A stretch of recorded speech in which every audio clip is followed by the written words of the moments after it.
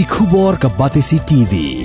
Lawan ra asyapi dak Orange Nissan Looms Hope Ho near Fire Brigade Shillong, ringkat bat ka M Crown Hotel Kendailat Shillong, ka Three Olives Restaurant, bala play nakbentaban Shakriya P, habo ka Jinghiran jong ka Bio Bubble Antivirus Coating, ringkat ka Cosmic Kingdom, ka Jakai lekai bapaw ha Shillong, bala yada na ka Bio Bubble Antivirus Coating, bala le da ka Meva Enterprise.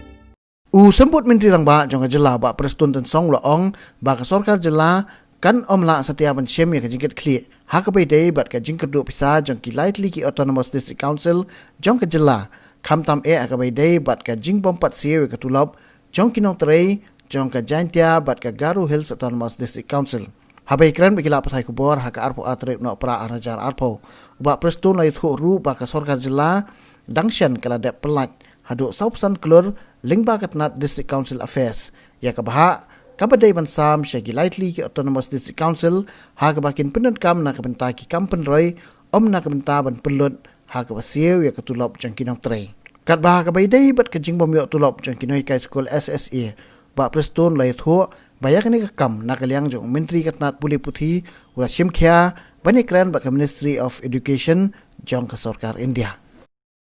This council is under the provision of this section. They have their own entity altogether.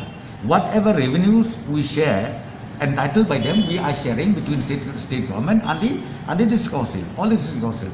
So whatever shares, yes, if outstanding are there, any shares which their dues are yet to be cleared, that we are looking out how to clear it as early as possible.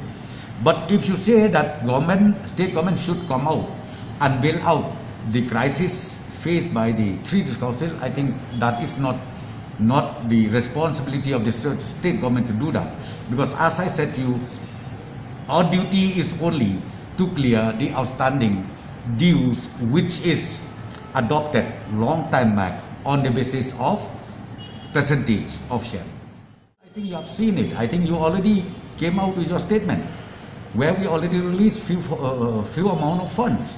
I think around 45 crores or something to all the district councils, number one. And number two, SSA, in fact, our education minister, he already taken up, even chief minister, taken up with the Ministry of HRD.